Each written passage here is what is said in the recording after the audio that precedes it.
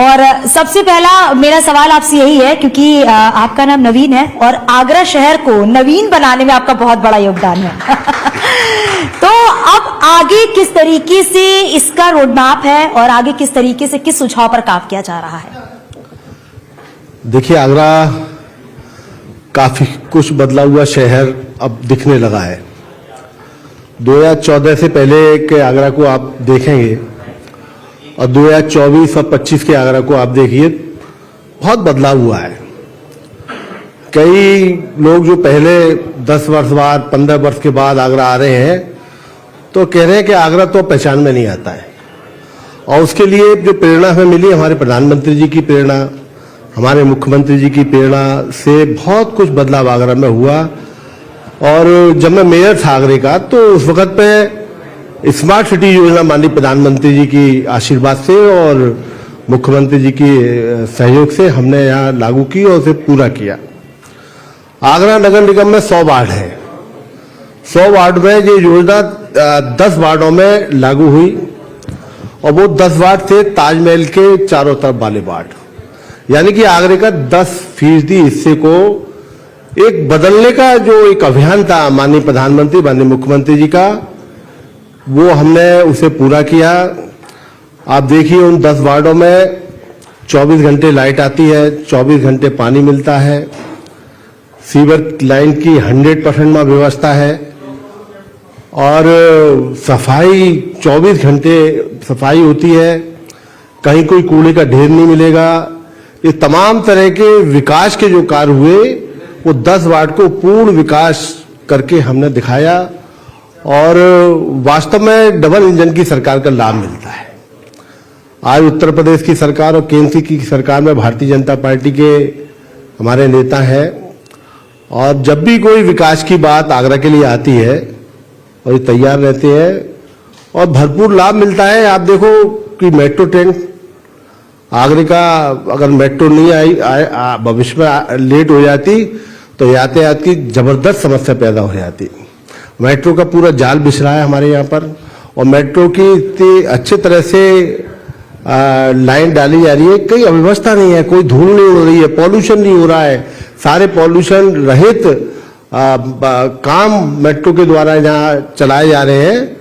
तो एक व्यवस्थित कार्य जो एक शासन प्रशासन का होना चाहिए, वो सारे काम यहाँ हो रहे हैं। एक और मैं उपलब्धि आगरा के लोगों के लिए अभी मिलने वाली है कि आगरा से ग्वालियर को जाने वाला एक नया ग्रीन फील्ड एक्सप्रेसवे बनने जा रहा है और इसकी स्वीकृति भारत सरकार के द्वारा मिल चुकी है।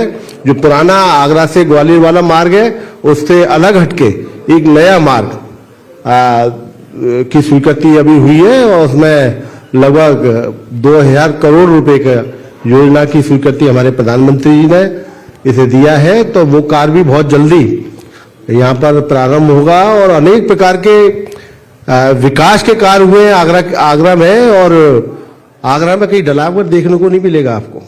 ये योजना मेरी थी, जब मैं मेयर था मैंने कहा डलावर मुक्त का आगरा करूंगा और काफी कुछ हमने उस वक्त सफलता प्राप्त की। अभी भी आप देखने निकल जाओ पूरे आगरा में, डलावर देखने को नहीं मिलेगा। जब कूड़ा घर हुआ करता था उस तरह का कहीं कोई नहीं मिलेगा। आप देखो, इसमें जगह जगह लोग जो है कूड़ा कलेक्शन का काम आगरा के अंदर शुरू हो रहा है। कूड़ा गाड़ी जाती है और उनसे घर घर जाके कूड़ा लेती है, तो डलावर स्वतः ही समाप्त हो गए। तो बहुत सारे हरियाली के क्षेत्र में बहुत लंबा काम हुआ है यहाँ पर आगरा के अंदर। जो उस वक्त पे पेड़ लगाए गए थे 4 साल पहले, आज वो पेड़ों की हाइट 25-30 फुट की पौधों की हाइट पेड़ बन गए वो। तो हरियाली के क्षेत्र में, स्वास्थ्य के दृष्टि से, सफाई के क्षेत्र में प्रधानमंत्री की जो प्रेरणा रही, जब उन्होंने प्रधानमंत्री पद संभाला, मुझे ध्यान आ रहा है कि सबसे पहले वो अपने प्रधानमंत्री कार्यालय में गए तो उन्होंने अपने कार्यालय में जो शौचालय थे वहां की जाके खुद सफाई करी थी। ये प्रेरणा दी थी पूरे देश के नागरिकों को कि हमें गंदगी करने का अधिकार नहीं है। अगर हम अपनी गंदगी को अगर कर रहे हैं तो हमें स्वयं ही साफ करना चाहिए। ये प्रेरणा माननीय प्रधानमंत्री ने दी। मैंने 3 लाख स्कूली बच्चों को स्वच्छता की शपथ दिलाई। स्कूलों में मैं जाता था, प्रार्थना यहाँ होती थी, वहाँ पहुंचकर बच्चों को स्वच्छता की शपथ दिलाता था। और वही कारण है कि आज अगर घर में भी गंदगी होती है तो बच्चा अपनी मम्मी से कहता है, मम्मी गंदगी मत करो और साफ रखो घर को, किचन को साफ रखो। ये सब प्रेरणा प्रधानमंत्री जी की, माननीय मुख्यमंत्री जी बहुत ध्यान देते हैं सफाई पर, टोकते हैं। जब मैं मेयर था तो बोलते थे, नवीन जी कैसा काम चल रहा है, सफाई ठीक चल रही है ना। इस प्रकार से टोकने का काम अगर बड़े नेता करते हैं तो उसकी एक प्रेरणा मिलती है और नीचे तक वो काम उतरता है। बिल्कुल ठीक बात है। और सफाई मिशन की बात करें तो अब वो चीजें दिखने लगी है, पहले और अब में जमीन आसमान का फर्क है। लोग अब इस चीज को समझ गए हैं कि आप अपनी जगह को, अपने शहर को कैसे स्वच्छ रखें, वो कितना जरूरी हो गया आज के समय में।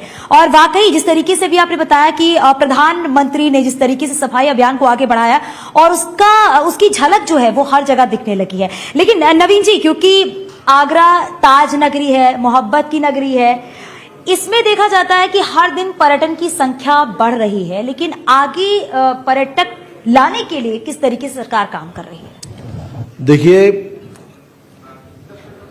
शनिवार और रविवार का दिन आगरा में लगभग जो है 60,000 से लेके 75,000 टूरिस्ट आता है। छुट्टी के दिन होते हैं, यहाँ होटलों में जगह नहीं मिलती है शनिवार और रविवार को, सारे कमरे फुल होते हैं जी।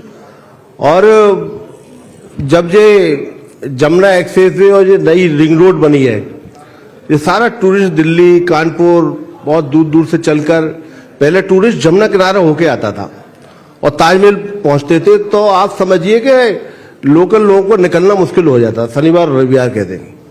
जब से ये रिंग रोड बनी उत्तर प्रदेश सरकार के आशीर्वाद से, और बहुत ट्रैफिक हमारा सीधा भारी बात ताजमहल की तरफ पहुंच जाता है, तो टूरिस्ट को अब कोई कठिनाई और परेशानी नहीं आती है।